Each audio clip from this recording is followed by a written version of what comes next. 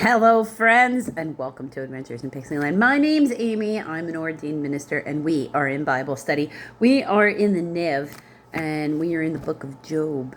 We are in chapter 31, and Job is finishing his very long-winded response to his friend, Bildad, who basically threw down a taunt of, who are you, basically, almost like by what right kind of energy. So chapter 31 verse 1, I made a covenant with my eyes not to look lustfully at a girl. For what is a man's lot from God above, his heritage from the Almighty on high? It is not ruin for the wicked, disaster for those who do wrong. Does he not see my ways and not count my every step? If I have walked in falsehood, or my foot has hurried after deceit, let God weigh me in honest scales, and he will know that I am blameless. Declaring yourself blameless sounds like sinful in and of itself. If my steps have turned from the path, if my heart has been led by my eyes, or if my hands have been defiled, then may others eat what I have sown, and may my crops be uprooted. If my heart has been enticed by a woman, or if I had lurked at my neighbor's door, then may my wife grind another man's grain. Ooh. And may other men sleep with her. For that would have been shameful, a sin to be judged. It is a fire that burns to destruction. Footnote of A in Hebrew, Abaddon, Abaddon, Abaddon. It would have uprooted my harvest. If I have denied justice to my men servants and maid servants when they had a grievance against me, what will I do when God confronts me? What will I answer when called to account? Did not he who made me in the womb make them? Did not the same one form us both within our mothers? If I have denied the desires of the poor, or let the eyes of the widow grow weary, if I have kept my bread to myself, not sharing it with the fatherless, but from my youth I reared him as would a father, and from my birth I guided the widow, if I have seen anyone perishing for lack of clothing, or a needy man without a garment, and his heart did not bless me for warming him with fleece from my sheep, if I had raised my hand against the fatherless, knowing that I had influence in court, then let my arm fall from the shoulder, let it be broken off from the joint.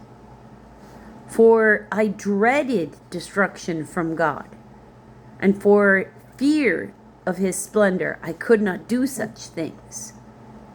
If I have put my trust in gold, and said to pure gold, you are my security, if I have rejoiced over my great wealth, the fortune my hands had gained, if I have regarded the sun in its radiance, or the moon moving in splendor, so that my heart was secretly enticed, and my hand offered them a kiss of homage. Ooh, if I had done rituals to these, orbs in the sky, then these also would be sins to be judged. For I would have been unfaithful to God on high. If I have rejoiced at my enemy's misfortune, or gloated over trouble that came to him. I have not allowed my mouth to sin by invoking a curse against his life. If the men of my household have never said, who has not had his fill of Job's meat? But no stranger had to spend the night in the street, for my door was always open to the traveler. If I have concealed my sin as men do, or as Adam did, by hiding my guilt in my heart, because I so feared the crowd and so dreaded the contempt of the clans, that I kept silent and would not go outside. Oh, that I had someone to hear me. I sign now to my defense. Let the Almighty answer me. Let my accuser put his indictment in writing.